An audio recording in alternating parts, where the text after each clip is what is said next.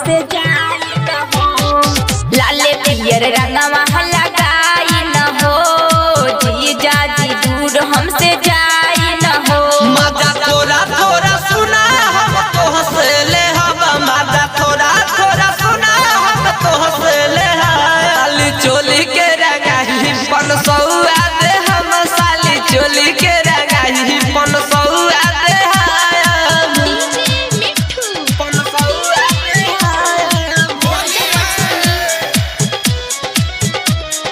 चोली के रंगाई पन सौआ दे पन सौआ दे। देखी जो बतिया तो बोले लगी, हमने के राज पूरा खोले लगी, हमने के राज पूरा खोले लगी। काहे तू अपना डेरा तार हो, होले में हमसे लजाता हो।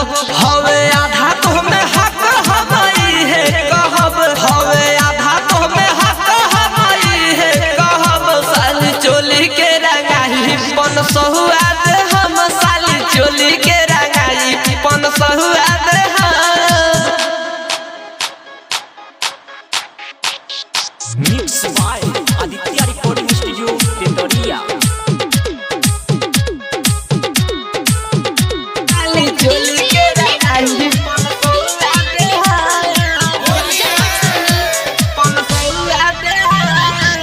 सरजत अमित माना बात के हो, होलिया में छोड़ता हाथ लवली के हो, होलिया में छोड़ता हाथ लवली के हो। साल भर साली आइल बानी, छोड़ब ना हाथ पगल आइल बानी। डालब धीरे धीरे रंगा हमई है कहब, डालब धीरे धीरे रंगा हमई है कहब। साली चोली के रंगाई पन सहुआ दे हम, साली चोली के रंगाई पन सहुआ दे हम। लाले पियर रंगवा लगाई न हो, जीजा जी दूर हमसे जाई न हो, जीजा जी दूर हमसे जाई न हो। लाले पियर रंगवा लगाई न हो, जीजा जी दूर हमसे जाई न हो। मजा थोड़ा थोड़ा सुना हम तो हंसले हम, मजा थोड़ा थोड़ा सुना हम तो हंसले साली चोली के रंगाई पन सौआ दे हम, साली चोली के रंगाई पन सौआ दे हम। Aditya recording studio टिटोरिया।